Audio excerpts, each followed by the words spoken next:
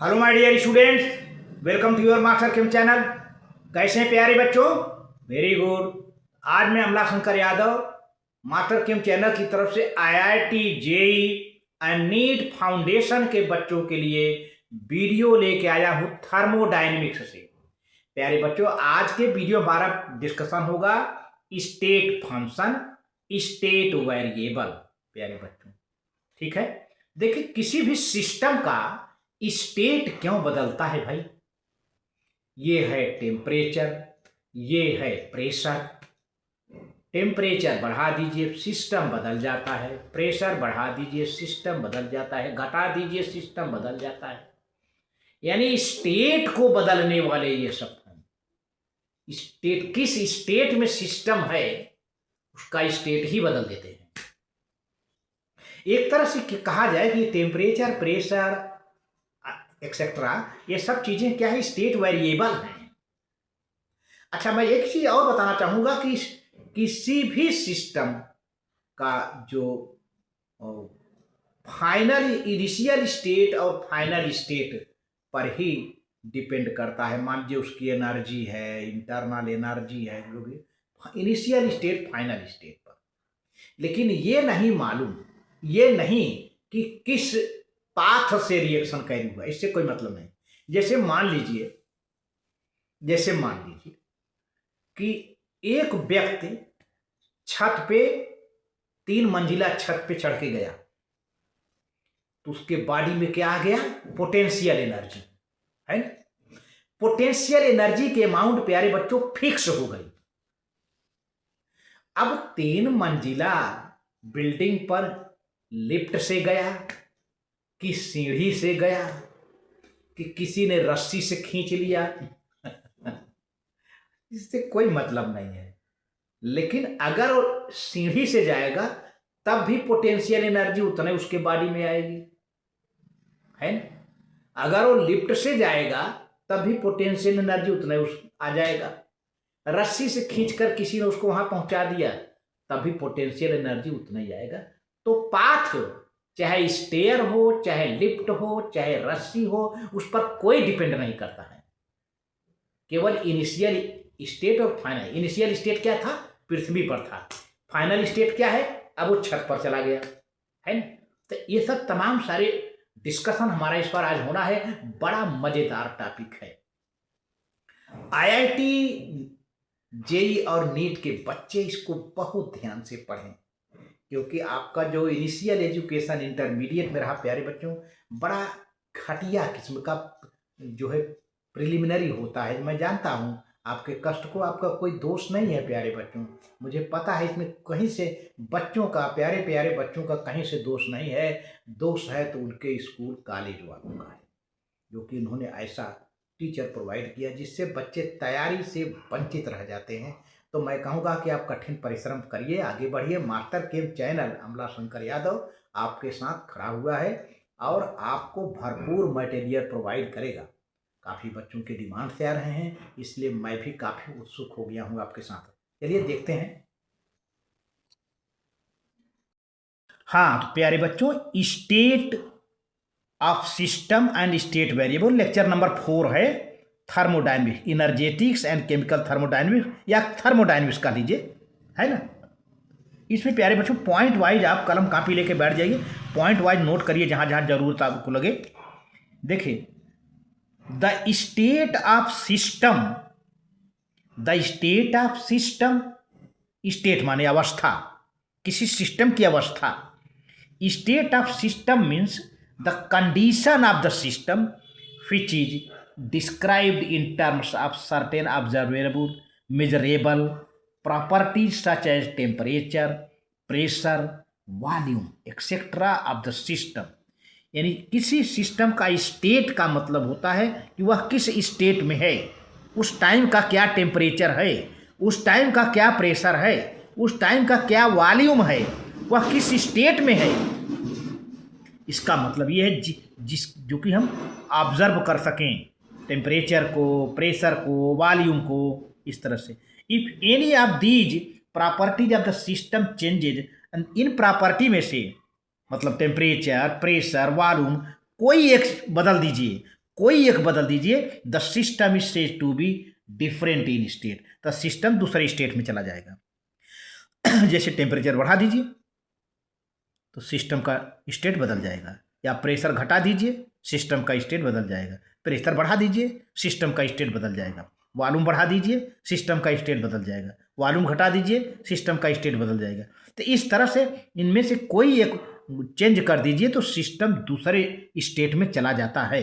तो यही बात बताई जा रही है कि if any of these properties of the system changes, the system is said to be in different state, वो डिफरेंट स्टेट में चला जाएगा। इसका मतलब क्या होता है? It means state of the system changes. इसका मतलब ये होता है कि स्टेट ऑफ सिस्टम, सिस्टम का स्टेट बदल जाता है। The temperature, pressure, volume etcetera which can change the state of system are called state variables। ठीक है ना। अब स्टेट वेरिएबल जिसके वजह से किसी सिस्टम का स्टेट चेंज हो जाए वही तो स्टेट वेरिएबल है भाई। अब बताइए, कोई सिस्टम अपने स्टेट में है, लेकिन अब इन तीनों में से किसी एक को चेंज कर दीजिए, उसका स्टेट ही चेंज हो जाता है। इसका मतलब ये तीनों क्या हैं?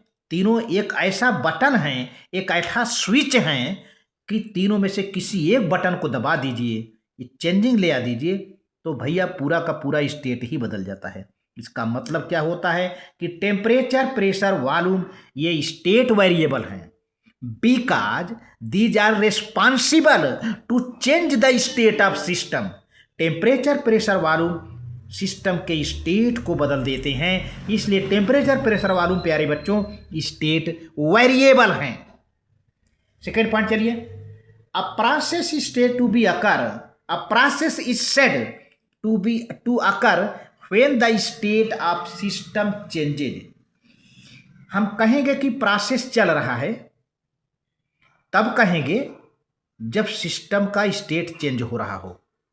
अगर सिस्टम का स्टेट नहीं चेंज हो रहा है इसका मतलब वहां कोई प्रोसेस नहीं हो रहा है। सिस्टम का स्टेट चेंज होगा तो प्रोसेस चलता होगा, सिस्टम का स्टेट नहीं चेंज होगा तो प्रोसेस बंद। यानी प्रोसेस तब चलेगा जब सिस्टम का स्टेट चेंज होगा। जब सिस्टम का स्टेट चेंज होगा तो इसका मतलब प्रोसेस चलेगा। बात एक ही है। The first state of the system is called initial state. System का जो शुरू का स्टेट होता है, प्रारंभिक स्टेट होता है, पहला स्टेट होता है, उसको इनिशियल स्टेट कहते हैं। And the last state of the system is called final state. और सिस्टम का अंतिम स्टेट क्या होता है? फाइनल स्टेट कहा जाता है। चलिए आगे बढ़ते हैं प्यारे बच्चों, नोट कर लीजिए, नोट करना हो तो नोट कर लीजिए।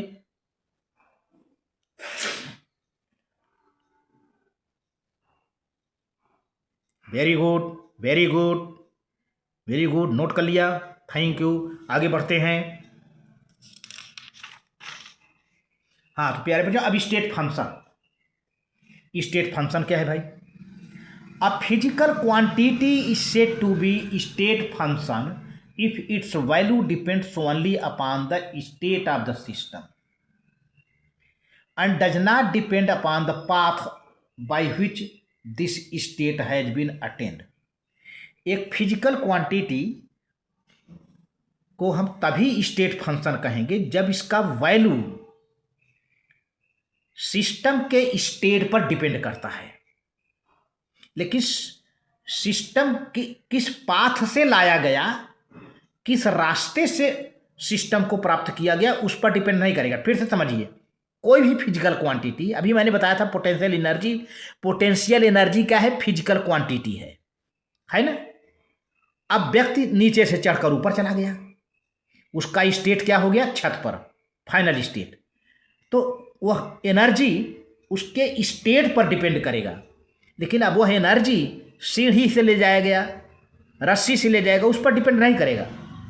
स्टेट का देखिए, physical quantity said to be state function if its value depends only upon the state of the system. System के स्टेट पर डिपेंड करे, but does not depend upon the path by which this state has been attained. उनकी रास्ते पर नहीं depend करेगा, किस process से लाया जाया गया उस पर नहीं डिपेंड करेगा।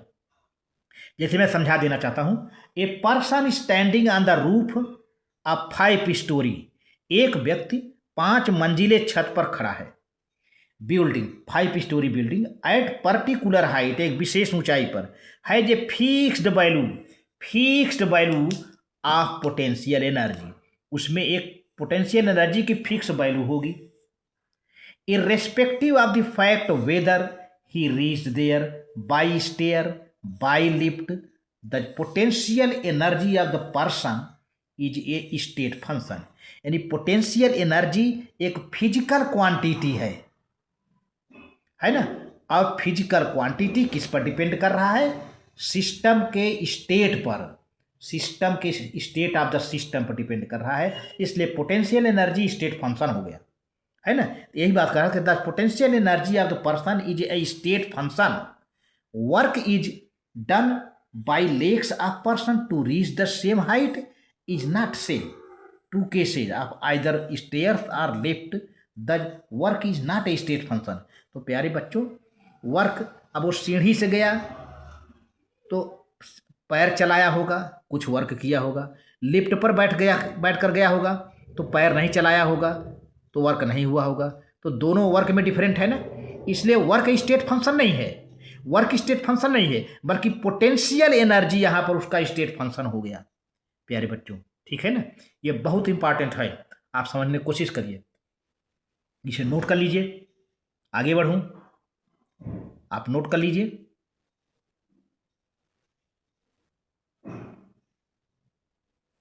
ठीक है, वेरी गुड, आगे बढ़ता हूं। वेरी वेरी गुड, नोट कर लिया, ठीक है, आगे बढ़ता हूं। अब सेकंड पॉइंट है प्यारे बच्चों, a physical quantity is said to be a state function if the change in its value during the process depends only upon the initial state and the final state. मैंने वही अभी बात बताया कि physical quantity किसी system के state पर depend करता है, ठीक है। और स्टेट क्या होता है भाई? During the initial, depends only upon the initial state and the final state, है ना, system of the system, and does not upon the path और route by which this change has been brought about. मैंने कहा था ना कि path या root पर डिपेंड नहीं करेगा, जैसा कि मैंने बताया था सीढ़ी से, लिफ्ट से, उस पर नहीं, फाइनल और इनिशियल और फाइनल स्टेट पर डिपेंड करता है। इस पर क्वेश्चंस भी कई बार नीट में आ चुके हैं, IIT JEE में आ चुके हैं, जिसका मैं यहाँ पर कराने जा रहा हूँ प्यारे बच्चों। अच्छा, अब देखिए फिजिकल क्वांटिटी कौन है, आप इसको ध्यान से नोट करिए। कुछ फिजिकल क्वांटिटी का नाम बता रहा हूँ जो कि सिस्टम के स्टेट पर डिपेंड करते हैं। ये नाम बहुत ज़रूरी है, इसी में बच्चे कन्फ्यूजन करते हैं। कुछ फिजिकल क्वांटिटी है जो कि सिस्टम के स्टेट पर डिपेंड करते हैं, पाथ पर नहीं। The physical quantity which are state function, ऐसे कौन कौन से स्टेट फंक्शन है भैया? प्रेशर, वॉल्यूम, नोट करते चलें, temperature, internal energy, enthalpy, entropy, free energy. कितने हो गए भैया? 1 2 3 4 5 6 7, नहीं 1 2 3 4 5 6 7 हो गए। इंटरनल एनर्जी यहाँ भी लिखा है ना, तो 7, इससे ज़्यादा भी हैं, आपको मैं काफ़ी अधिक बता दिया।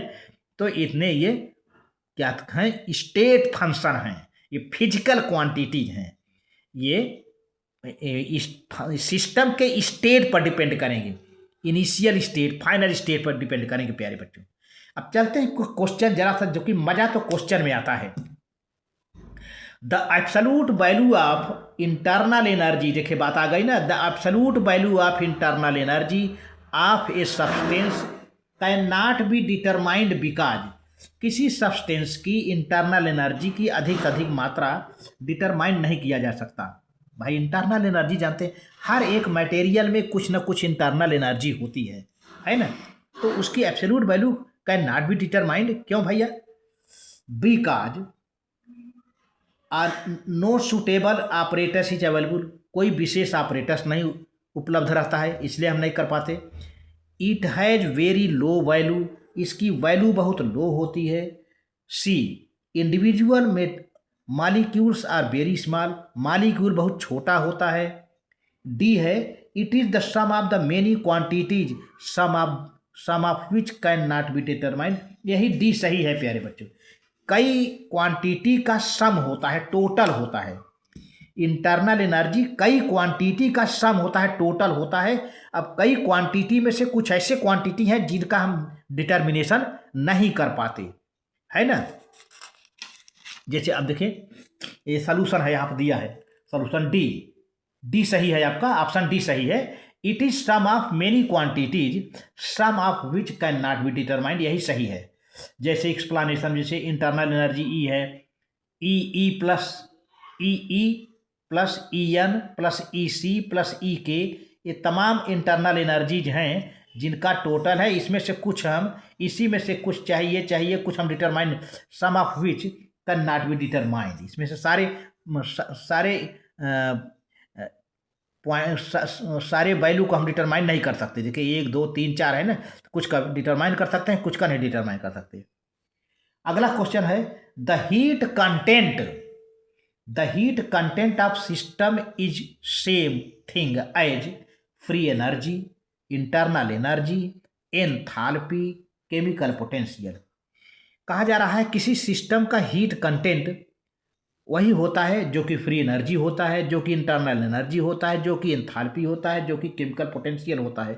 प्यारे बच्चों आपका आंसर है सी। हीट कंटेंट को हम क्या कहते हैं, एंथैल्पी ना, मैंने पहले बताया हीट कंटेंट को एंथैल्पी कहते हैं, हीट कंटेंट ही एंथैल्पी होती है। तो आपका आंसर क्या है, एंथैल्पी।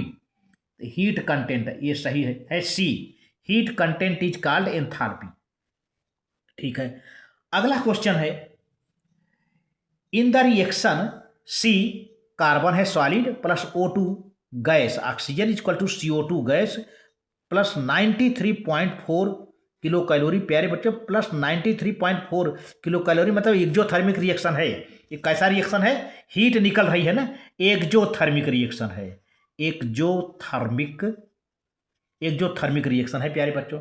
अब एक्जोथर्मिक रिएक्शन के बहुत सी वैल्यू हैं प्यारे बच्चों। यहाँ पर आपका जो है एंथैल्पी या product is greater than that of reactant, कहा जा रहा है एंथैल्पी या product is greater than that of reactant, enthalpy या product is less than that of the reactant, enthalpy या product is same as that of reactant, enthalpy या product is half of that of the reactant. प्यारे बच्चों आपका answer B सही है, B सही है, आपका आंसर बी सही है। एंथैल्पी या product is less than that of reactant, क्योंकि प्यारे बच्चों कार्बन ऑक्सीजन प्रोसेस सबसे पहली बात तो एक्जोथर्मिक रिएक्शन है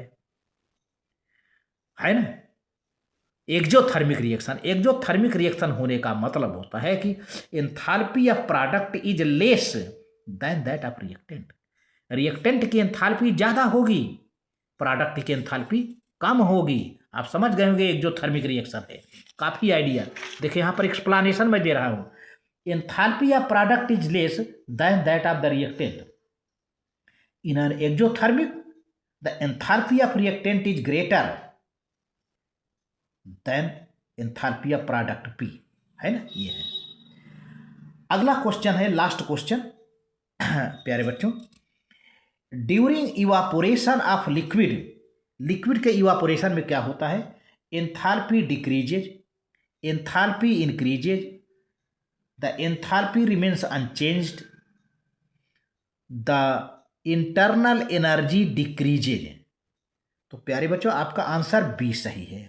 भाई किसी लिक्विड का इवापोरेशन करा रहे हैं तो इवापोरेशन करने के लिए क्या होगा, हीट लिया जाएगा, है ना, हीट दिया जाएगा उसको, वो हीट लेगा, है ना। तो जब हीट लेगा तो उसकी एंथैल्पी क्या होगी, बढ़ेगी ना, सीधी सी बात है, सोचने की बात है। इवापोरेशन हो रहा है किसी लिक्विड का तो enthalpy is increasing, the enthalpy increases, है ना। तो आपका आंसर है एंथैल्पी इंक्रीजेज।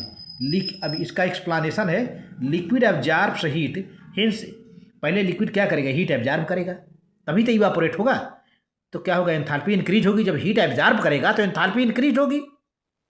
तो liquid absorbs heat, hints it's heat content enthalpy, heat content कहिए या एंथैल्पी इंक्रीजेज, इस तरह से है, आप नोट कर सकते हैं। नोट कर लिया? वेरी गुड, नोट कर लीजिए। वेरी गुड, वेरी गुड प्यारे बच्चों। अच्छा ठीक, थैंक यू।